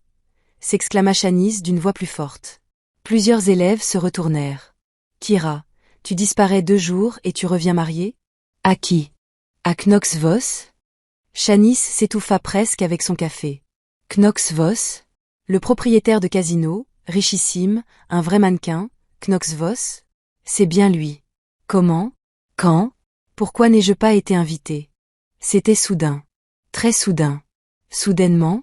Kira, tu n'as fréquenté personne depuis 2 ans. Tu ne vas même pas en soirée. Et maintenant, tu es mariée à l'un des célibataires les plus riches et les plus convoités de Vancouver? Shanice lui prit la main et examina la bague. C'est du platine. Du vrai platine. Oh mon Dieu! Oh mon Dieu! Vous devez tout me raconter. Absolument tout. Après le cours, Kira l'avait promis. Mais elle n'en eut pas l'occasion. Car au beau milieu du cours, la porte de la classe s'ouvrit. Et Knox Voss entra. Un silence de mort s'abattit sur la classe. Knox était absolument sublime, tout de noir vêtu. Veste de costume noir, chemise noire, jean noir. Ses mouvements étaient impeccables. Ses yeux gris scrutaient la pièce jusqu'à ce qu'il trouve Kira. Son expression s'adoucit aussitôt. Madame Voss, dit-il. Nous devons y aller. Le visage de Kira était en feu. Tout le monde la fixait. J'étais en plein cours. Kira. La façon dont il prononça son nom, douce mais ferme, lui donna des papillons dans le ventre. Le professeur d'Eric les regarda tour à tour. Tout va bien? Urgence familiale, dit Knox d'un ton suave. J'ai besoin de ma femme. Ma femme. Il l'a dit si naturellement, comme s'ils étaient mariés depuis des années et non depuis un jour. Shanice en resta bouche bée. Kira attrapa son sac et suivit Knox hors de la classe, consciente de tous les regards braqués sur eux. Qu'est-ce qui ne va pas? Demanda-t-elle tandis qu'elle descendait le couloir. C'est à cause de Leia? Il s'est passé quelque chose? Leia va bien. C'est à propos de ton père. Kira s'arrêta. Et lui? Knox serra les dents. Il s'est présenté au manoir ce matin, exigeant de te voir, exigeant de l'argent. Brandon l'a éconduit, mais je voulais m'assurer qu'il ne vienne pas te chercher. Alors tu as fait tout le trajet jusqu'au campus pour, quoi, me protéger de mon propre père? Oui. Knox? Je peux gérer Byron. Je sais que tu peux. Knox s'approcha, le regard intense de ses yeux gris. Mais vous ne devriez plus avoir à le faire. Il se tenait au milieu du couloir. Des élèves passaient, les dévisageant, chuchotant. Tout le monde nous regarde, dit Kira à voix basse. Je m'en fiche. Enfin si, je m'en fiche. Je n'ai pas envie que tout le monde me prenne pour une demoiselle en détresse qui a besoin de son mari pour la sauver. L'expression de Knox s'adoucit. Ce n'est pas du tout ce que je pense. Alors pourquoi es-tu ici? Parce que tu es à moi. Le ton possessif de sa voix la fit frissonner. Et je protège ce qui m'appartient. Avant que Kira ne puisse répondre, elle entendit une voix familière. Kira, ma chérie, te voilà. Elle sentit un frisson la parcourir. Byron et titubait dans la cour, visiblement ivre malgré l'heure matinale, 10 heures. Ses vêtements étaient froissés, son visage non rasé, ses yeux injectés de sang. Knox resta immobile à côté d'elle. Oh non, murmura Kira. Byron les rejoignit, en vacillant légèrement. Ma petite, j'essaie de te joindre. Il faut qu'on parle. Tu dois partir, Byron, dit Kira d'un ton ferme. Ne m'appelle pas Byron, je suis ton père. Tu as perdu ce droit en me vendant. Les étudiants s'arrêtaient, sortant leur téléphone. L'affaire allait faire le tour des réseaux sociaux en quelques minutes. Le visage de Byron s'assombrit. C'est ce qu'il t'a dit? Ma chérie, j'étais désespérée, mais regarde, tout s'est bien terminé. Tu vis maintenant dans un manoir, mariée à un homme riche. C'est tant mieux pour toi. C'est bon pour moi? demanda Kira d'une voix dangereusement basse. Tu crois que me forcer à me marier est bon pour moi? Tu exagères. Il te traite visiblement bien. Regarde ces vêtements, cette bague. Tu as sûrement de l'argent maintenant. Tu peux bien en donner un peu à ton père, non? Juste quelques milliers? Non, Kira, je suis ton père. Tu me dois quelque chose. Je ne te dois rien. Byron lui saisit le bras, assez fort pour lui laisser un bleu. Après tout ce que j'ai fait pour toi, t'élever, te nourrir. Knox a bougé si vite que Kira l'a à peine vu. Une seconde plus tard, Byron lui serrait le bras. L'instant d'après, Knox attrapa le poignet de Byron et le tordit. Byron poussa un cri et lâcha Kira aussitôt. Mais Knox ne la lâcha pas. Vous avez 3 secondes pour expliquer pourquoi vous touchez ma femme, dit Knox d'une voix calme et posée, presque glaçante. Un silence de mort s'abattit sur la cour. Tout le monde regardait, les téléphones enregistraient. Moi non, on parlait juste, balbutia Byron. Tu l'as attrapée. Ce n'est rien, c'est ma fille, j'en ai le droit. Knox tordit plus fort le poignet de Byron, qui poussa un cri de douleur. Knox, dit Kira doucement, lâche-le. Les yeux de Knox ne quittèrent pas le visage de Byron. Il t'a touché, je le sais, mais laisse-le partir. Pendant un long moment, Knox resta immobile. Ses yeux gris étaient de glace pure, sans pitié ni chaleur. Puis, d'une poussée, il lâcha Byron, qui trébucha en arrière. Byron, à bout de souffle, se cramponna à son poignet. Knox se tourna vers Kira, et son expression se transforma complètement. La glace fondit. Son regard s'adoucit d'inquiétude. « Il t'a fait mal ?» demanda Knox doucement, sa grande main posant délicatement sa main sur le bras que Byron lui avait saisi. « Je vais bien », répondit Kira d'une voix tremblante. Knox examina son bras et serra les dents en voyant les marques rouges apparaître. Il avait laissé des bleus. Knox regarda Byron. Quand il parla, sa voix était basse et d'un calme glacial. « Tu ne la contactes pas. Tu ne t'approches pas d'elle. Tu ne penses même pas à elle, compris ?» Byron hocha frénétiquement la tête, serrant toujours son poignet. « Si j'apprends que tu l'as encore importuné, poursuivit Knox en s'approchant de Byron, je ferai bien plus que te tordre le poignet, compris. Oui, absolument, parfaitement compris. Et si jamais... Knox se pencha près de lui, sa voix baissant tellement que seul Byron put entendre la suite. Si jamais tu la touches à nouveau, je te briserai tous les os, lentement. Byron pâlit. Brandon apparut alors, et Knox lui fit un signe de tête. Faites-le sortir de ma vue. Byron a pratiquement couru, traversant la cour en trébuchant et disparaissant dans le parking, dans un silence de mort. Tout le campus le fixait, des téléphones partout, filmant la scène. Le visage de Kira brûlait de honte. Knox se tourna vers elle. Monte dans la voiture. Knox, tout le monde te regarde. Ne les écoute pas, monte dans la voiture, Kira. Son ton ne laissait aucune place à la discussion. Brandon était arrivé avec le SUV. Knox posa la main sur le bas du dos de Kira et la guida vers le véhicule. Mais mes cours, c'est terminé pour aujourd'hui. Tu ne peux pas décider ça comme ça. Knox a ouvert la porte de derrière. Entre. Kira monta à bord, trop bouleversée pour continuer à discuter. Knox se glissa à côté d'elle. Brandon prit place devant. Le SUV s'éloigna du campus. Dès qu'ils furent hors de la foule, Knox se tourna vers Kira. « Laisse-moi voir ton bras. » « Ça va. » Kira, dit-elle en tendant le bras. Les marques rouges commençaient déjà à virer au violet. Knox serra si fort la mâchoire qu'elle entendit ses dents grincer. « Il n'en vaut pas la peine, » dit Kira doucement. « C'est juste un ivrogne pathétique. »« Il t'a touché. » La voix de Knox était rauque, emplie d'une rage à peine contenue. « Il t'a fait du mal. J'ai connu pire. » Les yeux gris de Knox se posèrent sur elle. « Quoi ? Rien. Ce ne sont que des bleus. Je vais bien. » Mais le visage de Knox, c'était glacial. « Il t'a déjà fait du mal. » Ce n'était pas une question. Kira détourna le regard. « Kira, ton père t'a-t-il déjà fait du mal ?» Elle ne répondit pas. Knox expira lentement, les poings serrés. « J'aurais dû lui casser plus que le poignet. » La violence de sa voix lui fit brûler les yeux. « Pourquoi t'en soucies-tu autant ?» murmura-t-elle. « Tu me connais à peine. » Knox leva la main et prit son visage entre ses mains. Son pouce effleura sa pommette, doucement, tendrement. « Je te connais mieux que tu ne le crois, » dit-il doucement. « Et maintenant, tu es à moi, ça change tout. » Ils étaient si proches, trop proches.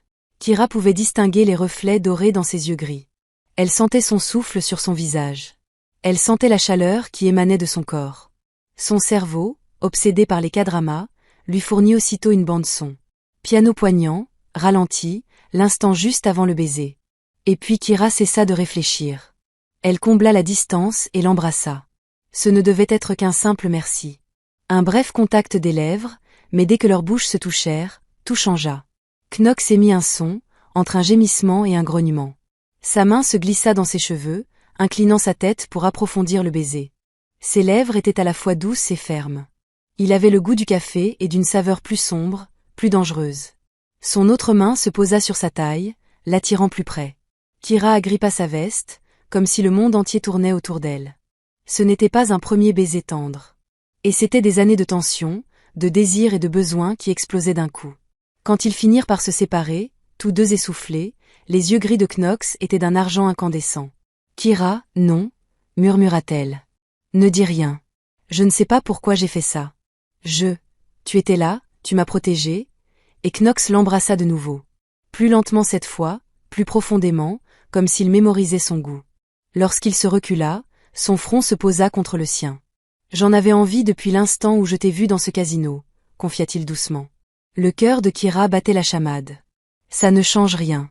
On est toujours des inconnus. Ce mariage, c'est toujours Kira. Le pouce de Knox effleura sa lèvre inférieure. Arrête de parler. Je parle quand je suis nerveuse. Il l'embrassa de nouveau, et Kira se tut.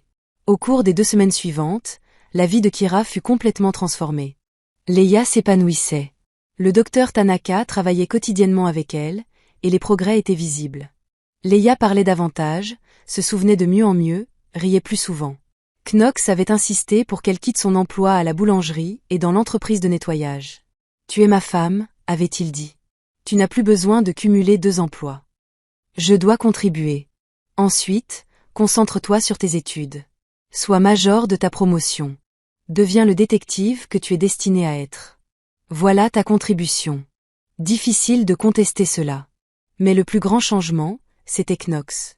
Après ce baiser dans la voiture, quelque chose avait changé entre eux. Il lui laissait toujours de l'espace, et continuait de passer ses nuits dans sa chambre. Mais il y a eu des moments. Des effleurements accidentels dans le couloir. Sa main posée sur le bas de son dos lorsqu'il marchait. Et la façon dont son regard la suivait à travers la pièce. La façon dont elle se surprenait à le chercher du regard alors qu'il n'était pas là. Un soir, Kira trouva Knox dans la salle de sport du manoir, en train de frapper violemment un sac de frappe.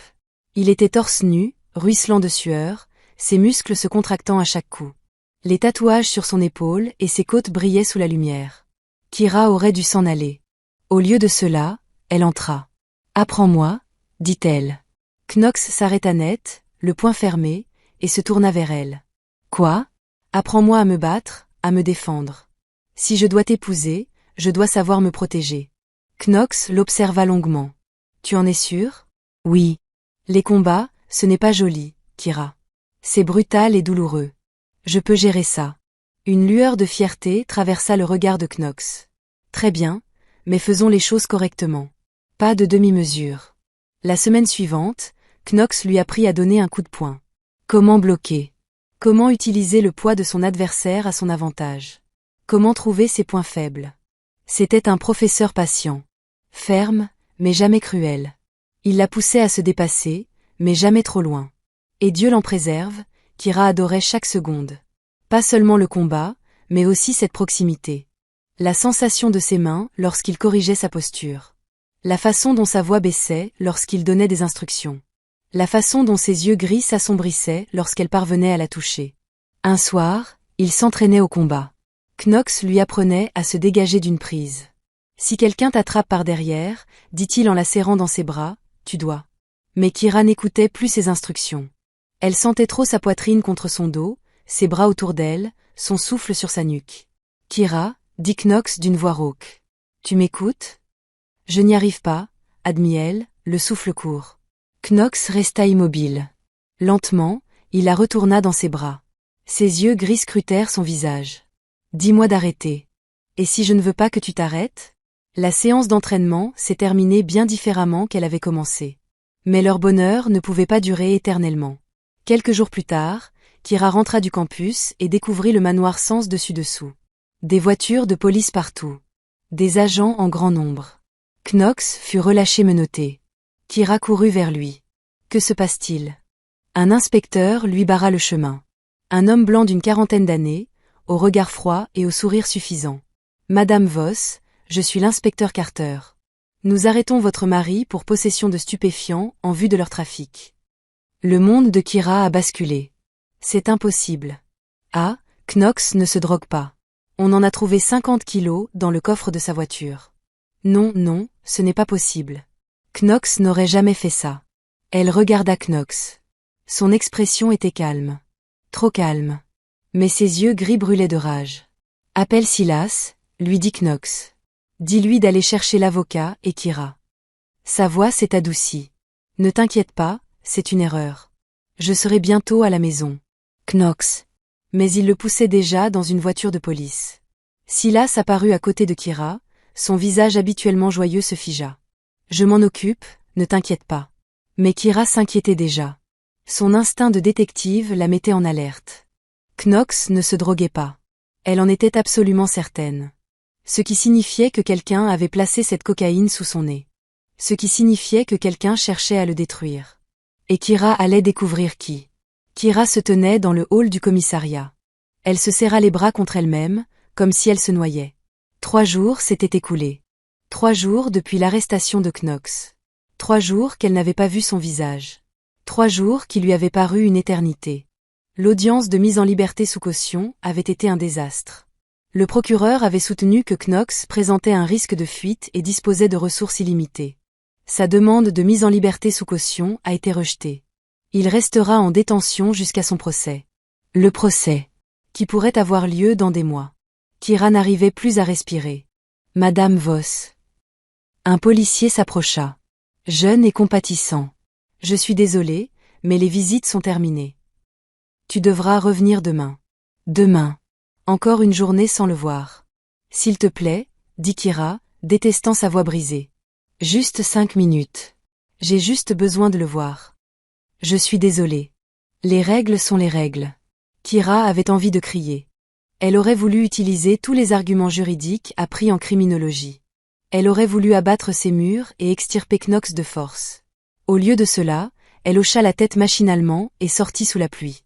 Brandon attendait avec le SUV. « Vous êtes rentrée, Madame Voss ?» demanda-t-il doucement. « Vous êtes rentrée. » Le manoir semblait vide sans Knox. « Oui, » murmura Kira. « Chez moi. » Le manoir était trop silencieux. Leia dormait. Le docteur Tanaka l'avait emmenée à l'aquarium plus tôt dans la journée, essayant de maintenir une certaine normalité. Mais même Leia avait remarqué l'absence de Knox. « Où est Knox ?» avait-elle demandé ce matin-là. « Il a promis de m'apprendre à jouer aux échecs. » Kira avait essayé d'expliquer. D'expliquer simplement. Mais comment dire à quelqu'un dans l'état de Leia que l'homme qui n'avait eu que de la gentillesse envers elle était en prison pour un crime qu'il n'avait pas commis? Kira était assise dans le bureau de Knox, entourée de ses affaires. Son parfum persistait. Cuir et eau de Cologne de luxe. Elle prit sa veste sur le dossier de sa chaise et l'enveloppa dans ses bras. Mon Dieu, il lui manquait. Sa présence silencieuse lui manquait. Son regard, comme s'il la regardait comme si elle était la réponse à toutes ses questions, lui manquait. Ses rares sourires me manquent. La façon dont sa voix s'abaissait lorsqu'il prononçait son nom me manque. La façon dont il la tenait dans ses bras lorsqu'il s'embrassait me manque. Quand cela s'était-il produit? Quand ce mariage forcé était-il devenu réalité? Quand Knox Voss avait-il cessé d'être son ravisseur pour devenir tout pour elle? Kira enfouit son visage dans sa veste et laissa libre cours à ses larmes. Pour la première fois depuis le début de ce cauchemar, elle admit la vérité. Elle était en train de tomber amoureuse de son mari. Et elle risquait de le perdre avant même d'avoir eu l'occasion de lui avouer ses sentiments. Le lendemain matin, Kira se réveilla les yeux gonflés, mais avec une détermination sans faille. Knox lui dit que c'était une erreur. Il a nié les faits. Et Kira l'a cru. Ce qui signifiait que quelqu'un l'avait piégé. Et Kira allait découvrir qui. Elle prit son ordinateur portable et fit ce qu'elle savait faire de mieux, enquêter. Les faits. 50 kg de cocaïne ont été retrouvés dans le coffre de la voiture de Knox. La voiture était garée devant la propriété pendant la nuit. Les images de vidéosurveillance n'ont montré personne s'approchant du véhicule. Ce qui signifie soit qu'ils avaient été placés là avant l'arrivée de la voiture à la maison, soit que l'esprit de détective de Kira s'est mis en alerte. Ou alors, quelqu'un ayant accès à la propriété les avait placés là. Quelqu'un en qui Knox avait confiance. Elle consulta les journaux de sécurité. J'ai recoupé ces informations avec la chronologie. J'ai vérifié qui avait accès au garage, aux voitures, à la propriété. Et j'ai découvert quelque chose d'intéressant. Silas Reed était entré dans le garage la nuit précédant l'arrestation de Knox. À 2 heures du matin, il y est resté 17 minutes, puis il est reparti. 4 heures plus tard, la police est arrivée avec un mandat de perquisition. Kira a eu un frisson d'effroi. Non, pas Silas. Il était gentil. Loyal. Le meilleur ami de Knox. Mais les preuves étaient irréfutables. Kira a creusé davantage. Elle a consulté les relevés financiers de Silas. Elle a découvert des comptes offshore qui lui paraissaient très suspects. Des dépôts importants, provenant de sociétés écrans qu'elle ne reconnaissait pas. Ses mains tremblaient tandis qu'elle retraçait le parcours de l'argent. Les sociétés écrans la menaient à un nom qui lui donnait la nausée, Malachi Grant. Silas avait été payé. 500 000 $. Versé 2 semaines avant l'arrestation de Knox. Silas avait trahi Knox. Kira avait envie de vomir. Mais elle se força à continuer de creuser. Car si Silas travaillait pour Malachi, il devait y avoir autre chose. Elle a recoupé les informations avec le rapport de police. Les agents qui avaient découvert la drogue. L'inspecteur chargé de l'enquête, l'inspecteur Carter, a découvert un autre lien. L'inspecteur Carter avait lui aussi reçu des paiements. Moins importants. Plus difficiles à retracer. Mais là, tout venait des mêmes sociétés écrans. La police s'était corrompue. Malachi les avait achetés. Il ne s'agissait pas seulement de piéger Knox. Il s'agissait de le détruire. On lui enlevait tout ce qu'il avait construit. On s'assurait qu'il ne puisse pas riposter. Kira se rassit. Son esprit s'emballait. Elle avait des preuves. Des documents financiers. Des preuves écrites. Des preuves de corruption et de complot. Mais à qui faire confiance? Si la police était corrompue, vers qui se tourner? Son téléphone sonna. Numéro inconnu. Elle répondit avec prudence. Allô? Madame Voss? La voix était plus âgée. Un homme. Avec un côté sombre qui lui donnait la chair de poule. Nous n'avons pas encore eu le plaisir de nous rencontrer. Je suis Malachi Grant. Kira serra plus fort le téléphone. Que voulez-vous? Vous proposez un marché. Votre mari va aller en prison pour très longtemps. À moins que vous ne le convainquiez de me donner ce que je veux. Knox n'a rien de ce que vous désirez. Malachi rit. Votre mari possède des preuves qui pourraient m'envoyer en prison à vie.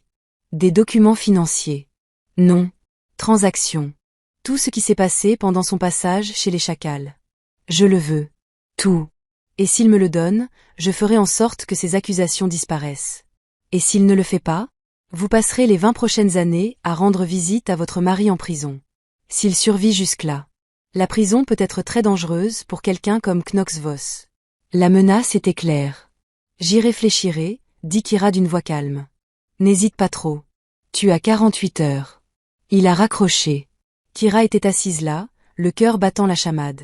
Malachi lui laissait le choix, sauver Knox en révélant les preuves qui le protégeaient. Ou bien conserver les preuves et laisser Knox croupir en prison.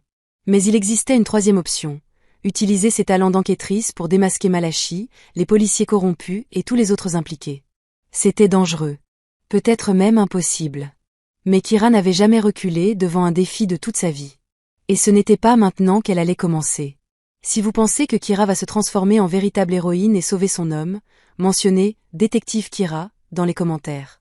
Et abonnez-vous en masse, car cette enquête promet d'être explosive. Le lendemain, Kira put enfin voir Knox. On la conduisit dans un petit parloir séparé par une paroi en plexiglas, avec des téléphones de chaque côté. Et puis Knox entra. Le cœur de Kira se brisa. Il semblait épuisé. Ses figures étaient toujours impeccables. Knox était trop discipliné pour se laisser aller, même en prison. Mais des ombres se faisaient sentir sous ses yeux gris. Son uniforme orange de détenu lui donnait un air déplacé. Son expression s'est adoucie lorsqu'il l'a vu. Il a décroché le téléphone. Kira attrapa la sienne d'une main tremblante. « Et » dit Knox doucement. « Et » murmura Kira. Ils se regardèrent un instant. « Tu as l'air fatigué » dit Knox. « On dirait que tu es en prison. » Sa lèvre tressaillit, presque un sourire. Observateur. Bon travail de détective. Malgré tout, Kira a failli rire. Presque. Tu me manques, a-t-elle dit avant de pouvoir se retenir. Les yeux gris de Knox s'assombrirent. Kira, je sais. Je sais que c'est compliqué et bizarre, et qu'on se connaît à peine. Mais tu me manques, Knox. La maison est trop silencieuse. Leia n'arrête pas de te demander et moi. Sa voix s'est brisée. Je suis furieux que tu sois ici pour quelque chose que tu n'as pas fait. Knox serra les dents. Je vais arranger ça. Comment? Vous ne pouvez rien faire de là-dedans. J'ai des avocats. Qui ne peuvent rien faire parce que la police est corrompue. Kira baissa la voix en jetant un coup d'œil aux gardes. Je sais pour Silas. Knox resta figé. Quoi, Silas? C'est lui qui les a plantés, Knox. Malachi lui a versé 500 000 $. J'ai retrouvé les comptes, les virements, tout. Le visage de Knox se glaça. Silas? Je suis désolé, je sais que c'était votre ami. Il est mort. La voix de Knox était plate, sans émotion, ce qui la rendait d'autant plus terrifiante. Quand je sortirai d'ici, Silas Reed sera mort. Knox, personne ne me trahit impunément, Kira. Personne. La gorge de Kira se serra. On s'occupera de Silas plus tard. Pour l'instant, je dois te faire sortir d'ici. Comment? Le système est truqué contre moi. Alors on le brise. Kira se pencha en avant. J'ai trouvé des preuves de corruption policière. L'inspecteur Carter est à la solde de Malachi, tout comme au moins 3 autres agents. J'ai des relevés bancaires, des preuves de virement, tout. Les yeux gris de Knox s'aiguisèrent. Où ça? Sur mon ordinateur portable, crypté, en sécurité. Kira m'écoutait très attentivement. Vous devez remettre ces preuves au FBI, pas à la police locale. Ils sont corrompus. Adressez-vous aux autorités fédérales. Je sais. J'ai déjà pris rendez-vous avec le bureau local du FBI pour demain. Une lueur de fierté traversa le visage de Knox. C'est ma fille. La possessivité dans sa voix lui donna la nausée. Malachi m'a appelé, dit Kira doucement. Il m'a menacé. Il m'a donné 48 heures pour vous convaincre de lui remettre vos preuves. Le regard de Knox devint meurtrier. Il t'a menacé? C'est bon. C'est pas bon.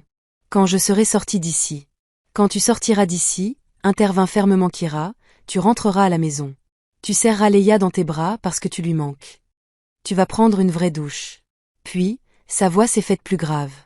Et ensuite, tu vas me dire la vérité. À propos des véritables raisons de notre mariage. À propos de ce que je suis censé retenir. Le regard de Knox s'adoucit. Vous voulez savoir maintenant? Je veux tout savoir. Knox se pencha vers la vitre. Il y a 12 ans, j'étais sans abri. Affamée. J'étais assise sous la pluie devant une maison dans l'est de Vancouver, cherchant un abri. Et là, une fille est sortie. Elle avait peut-être 11 ou 12 ans. Petite. Vêtue de noir de la tête aux pieds, comme pour un enterrement. Kira eut le souffle coupé. Elle m'a vue. Knox poursuivit d'une voix calme. Au lieu d'avoir peur ou d'être dégoûtée, elle est rentrée et m'a apporté à manger. De la vraie nourriture.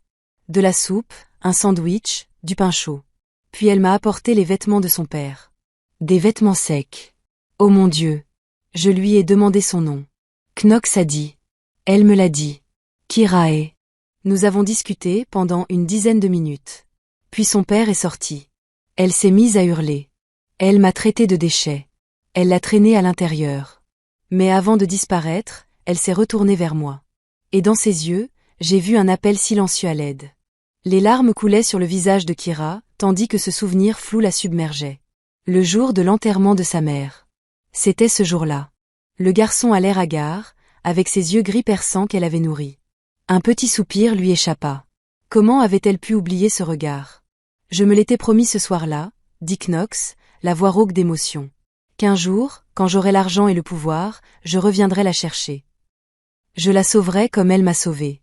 Même si elle ne s'en souvenait pas, je ne m'en souvenais pas, sanglota Kira. Je suis désolée, Knox.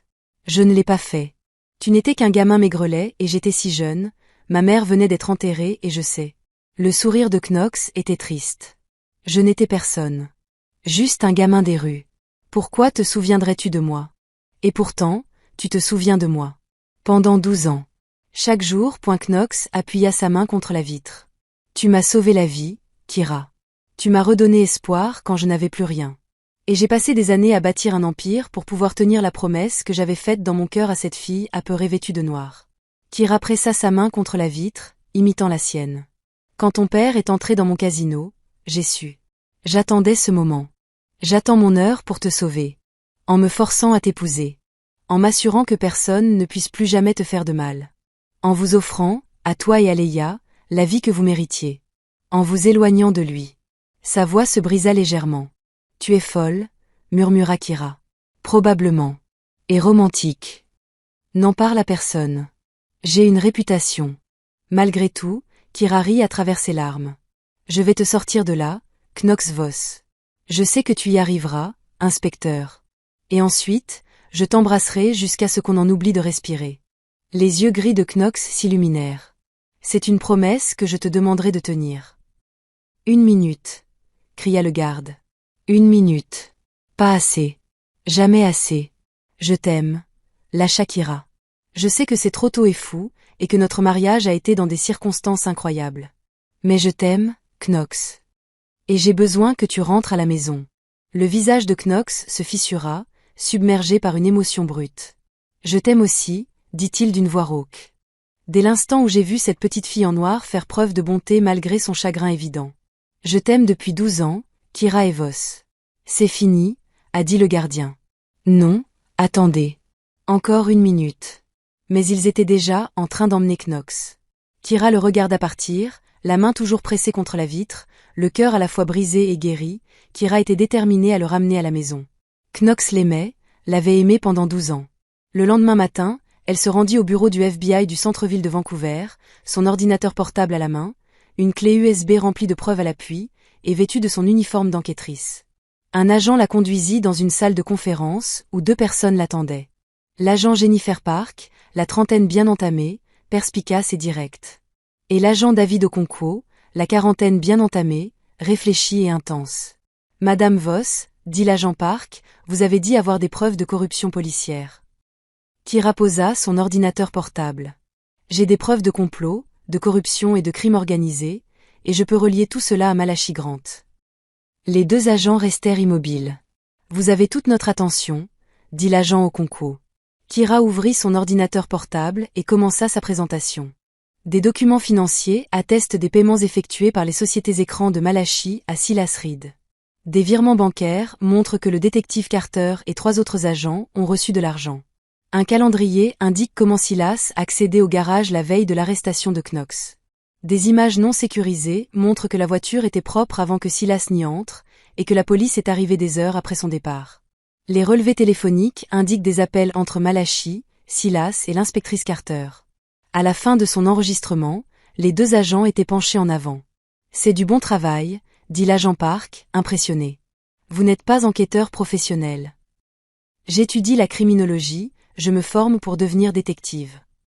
Vous êtes déjà meilleur que la moitié des policiers que je connais, répondit l'agent Okonkwo. D'où viennent toutes ces informations? Mon mari m'a donné accès à ces documents professionnels. J'ai trouvé le reste dans des bases de données publiques et des déclarations financières. Votre mari est Knox Voss, l'homme actuellement incarcéré pour trafic de stupéfiants. Ce sont des accusations montées de toutes pièces par Silas Reed sur ordre de Malachi Grant, affirma Kira d'un ton ferme. Mon mari est innocent. L'agent Park l'examina. Maintenant, vous le croyez. Je le sais. Knox Voss est beaucoup de choses, mais ce n'est pas un trafiquant de drogue. Il est entré dans la légalité il y a des années. Malachi veut le détruire car Knox possède des preuves qui pourraient le faire condamner à la prison à vie. Quelles preuves? Des documents financiers datant de l'époque où Knox faisait partie du gang des Chacals. Noms, transactions, tout ce que Malachi a fait illégalement pendant 20 ans. Knox a conservé ces informations comme assurance. Malachi les réclame. L'agent Okonkwo échangea un regard avec l'agent Park. Nous essayons de constituer un dossier contre Malachi Grant depuis 5 ans, dit-il. Si votre mari possède ce genre de preuves, il vous les remettra en échange de l'abandon des charges et de la protection de notre famille. On peut faire ça, a déclaré l'agent Park. Mais il faut agir vite. Si Malachi se rend compte qu'on le surveille, il sait déjà que j'enquête. Il m'a appelé. Je me suis menacé. Les 2 agents se sont tendus. Quand? A demandé l'agent Park. Il y a 2 jours. Il m'a donné 48 heures pour convaincre Knox de remettre les preuves. La date limitait. Kira consulta son téléphone. Dans 6 heures. Alors il faut y aller tout de suite. L'agent Okonkwo se leva. Agent Park, formez une équipe. Nous allons attaquer les opérations de Malachi ce soir. Madame Voss aura besoin de votre témoignage. Je ferai tout ce qu'il faut pour faire sortir mon mari de cette cellule.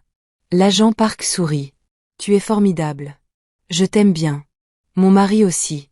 C'est pourquoi il va devenir fou de rage quand il apprendra que je suis partie à la recherche de Malachi sans lui. Quel mariage parfait.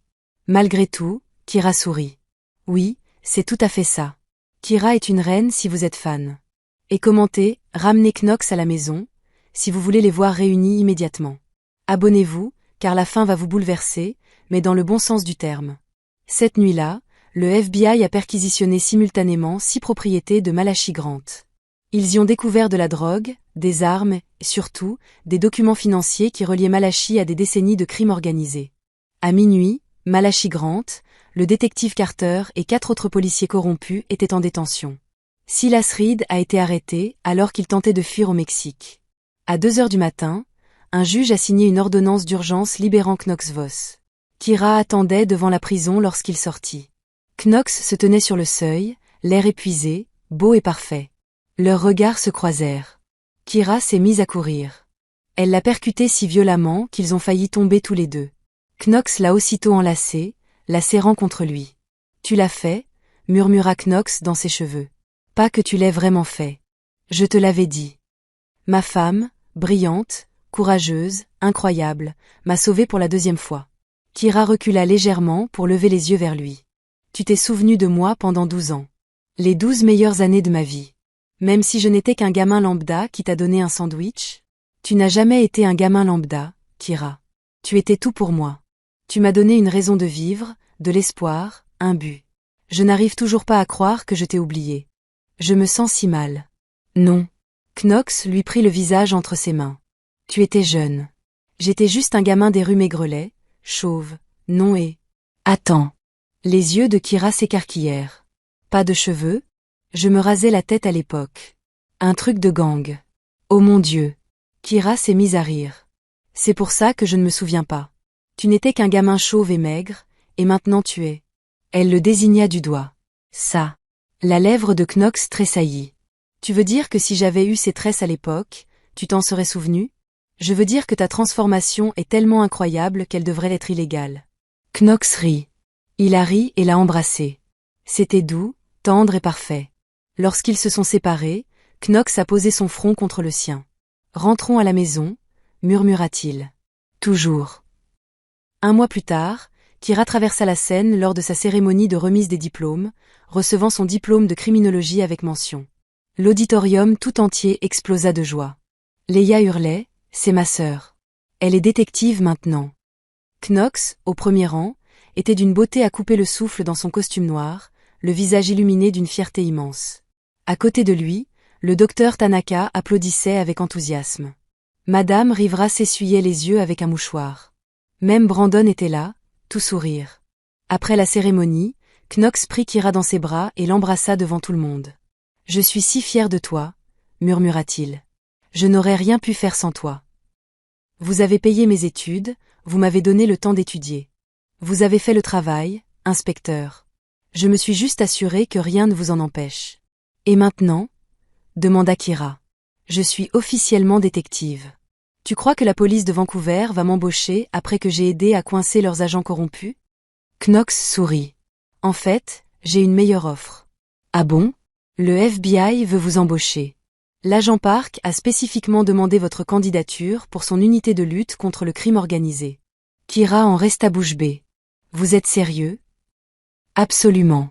Ils ont été impressionnés par vos talents d'enquêteur, ils ont dit que vous aviez un don naturel. Le FBI? Souffla Kira.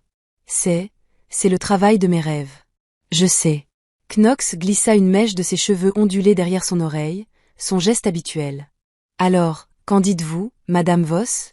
Prête à combattre le crime pour gagner sa vie? Kira sourit. Seulement si vous promettez de rester dans la légalité. Je vous le promets. Toutes mes entreprises sont désormais parfaitement légales. C'est ennuyeux. Respectable.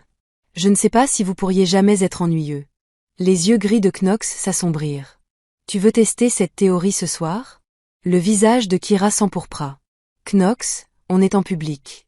Et alors? Donc ta fille nous regarde. Je ne suis pas sa fille, lança Leia de toute la maison. Je suis sa belle-sœur. C'est différent. Tout le monde a ri. Plus tard dans la soirée, Kira se tenait sur le balcon du manoir, contemplant les lumières de la ville. Knox s'approcha d'elle par derrière et l'enlaça par la taille. Heureuse? Demanda-t-il doucement. Extrêmement heureuse, admit Kira. C'est dingue, parce qu'il y a un mois, je te détestais. Tu ne me détestais pas. Alors, pouvais-tu détester la situation? C'est vrai. Maintenant, je regrette juste d'avoir mis autant de temps à réaliser que j'étais en train de tomber amoureuse de toi. Knox la retourna dans ses bras. Pour être honnête, je savais que j'étais amoureuse de toi dès l'instant où tu m'as recousu et menacé de m'arrêter dans la même phrase. Kira rit. C'est un moment tellement bizarre pour tomber amoureux. Tu es une femme bizarre. Tu m'as épousée. La meilleure décision que j'ai jamais prise. Le visage de Knox se fit grave. Kira, il faut que je te dise quelque chose. Ça a l'air inquiétant. Ça ne l'est pas. C'est juste que, quand je t'ai épousée, il s'agissait de tenir une promesse que je m'étais faite, de te sauver comme tu m'as sauvée. Mais à un moment donné, c'est devenu réel. Tu es devenu réel. Ceci, dit-il en désignant l'espace entre eux, est devenu tout. Les yeux de Kira brûlaient. Knox, je sais que tout cela a commencé par une situation forcée. Je sais que je ne t'ai pas laissé le choix. Et je sais que je devrais probablement me sentir coupable. Mais vous, non. Mais moi, non. Parce que ça m'a permis de te rencontrer. Et je recommencerai sans hésiter. Même la prison? Même la prison. Parce que tu m'as sauvé. Encore une fois. Kira leva la main et lui prit le visage entre ses mains. Tu m'as sauvé aussi, tu sais. De mon père. De cette vie. Je croyais devoir tout faire seul. Tu ne seras plus jamais seul, dit Knox avec force. Je suis là pour toi. Tu as Leia. Tu as toute cette famille étrange que nous avons construite. Nous sommes à toi. Je suis à toi. Promis, pour le restant de mes jours. Kira l'attira à elle et l'embrassa. C'était doux et tendre, plein de promesses pour l'avenir. Lorsqu'ils se séparèrent, Knox sourit. Ce sourire rare et sincère qui le rajeunissait et l'allaitait. Alors, inspecteur, dit-il, suis-je prêt pour notre prochaine aventure? Kira sourit. Avec vous? Toujours. 5 ans plus tard. Épilogue. Kira Voss, agent spécial de la brigade des stupéfiants du FBI, franchissait le seuil de sa maison lorsqu'une petite tornade s'abattit sur elle. Maman, s'écria-t-elle en riant, en soulevant dans ses bras le petit garçon de 3 ans qui lui était tombé dessus. Et, mon chéri, tu as été sage avec papa? J'ai été très sage, déclara son fils. J'ai aidé papa avec ses puzzles. Les tableurs, ce ne sont pas des puzzles, Julian, dit Knox en entrant dans le hall avec leur fille d'1 an sur la hanche. Mais oui, il était très sage. Kira embrassa la joue potelée de sa fille. Et comment va ma petite? La petite Serena, prénommée ainsi en hommage à la sœur de Knox, gloussa et attrapa les cheveux de Kira. Leia a appelé, a dit Knox. Elle a été acceptée dans le programme de résidence pour personnes âgées. Elle est ravie. C'est formidable. Le cœur de Kira se gonfla de joie. Grâce au docteur Tanaka, Leia avait fait des progrès incroyables au fil des ans.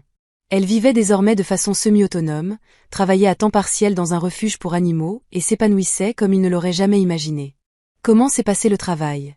Demanda Knox. Nous avons classé l'affaire Nova. Il part pour 20 ans. Ma femme, si brillante. Knox se pencha et l'embrassa, sauvant le monde un méchant à la fois. Il faut bien que quelqu'un le fasse, surtout depuis que tu es devenu si doux et respectable. Knox sourit. Je suis un homme d'affaires tout à fait légitime. Des hôtels sans âme, des casinos ennuyeux, des boîtes de nuit parfaitement légales, une fondation caritative, un centre de jeunesse et un programme pour adolescents sans abri. Knox haussa les épaules. Je me souviens de ce que c'était que d'être invisible. Je me suis dit que je pouvais faire en sorte que d'autres enfants n'aient pas à ressentir ça. Les yeux de Kira brûlaient. 5 ans de mariage, et il parvenait encore à la faire pleurer tant son cœur était bon. Je t'aime, dit-elle. Moi aussi. Knox prit la petite Serena dans ses bras et serra Kira contre lui de l'autre. Depuis l'instant où une petite fille en noir m'a redonné espoir, je t'aime. Julian tira sur le pantalon de Kira. Maman, on peut manger une glace? Après le dîner. Mais papa a dit, papa te gâte, dit Kira en lançant un regard à Knox. Knox sourit sans remords. Je n'ai aucune idée de ce dont tu parles. Tu lui as donné de la glace avant mon retour, n'est-ce pas? Je refuse de répondre. Tu es impossible. Tu m'as quand même épousée. La meilleure décision que j'ai jamais prise. Et, debout dans le hall de leur maison, entourée de la famille qu'ils avaient fondée, Kira pensait vraiment ce qu'elle disait. Elle avait été forcée d'épouser un dangereux inconnu. Et d'une manière ou d'une autre, presque miraculeuse, elle avait trouvé tout ce qu'elle avait toujours désiré. L'amour. La famille. Un but. Un foyer. Parfois, les pires débuts mènent aux meilleures fins. La vie ne nous offre pas toujours le choix, mais elle nous offre toujours des opportunités. La famille, ce n'est pas toujours une question de sang. Ce sont les personnes présentes, qui se battent pour vous, qui refusent d'abandonner même quand le monde entier leur dit de le faire. N'oubliez pas, la personne que vous considérez comme votre ennemi est peut-être en réalité le héros de votre histoire. Il suffit d'avoir le courage de le voir. Si cette histoire vous a bouleversé, n'hésitez pas à laisser un commentaire. Si vous avez aimé l'histoire de Knox et Kira, dites-leur que c'est le meilleur couple de tous les temps. Abonnez-vous à notre chaîne pour découvrir d'autres histoires qui vous redonneront foi en l'amour. N'oubliez pas d'activer les notifications pour ne rien manquer de nos prochaines aventures riches en émotions.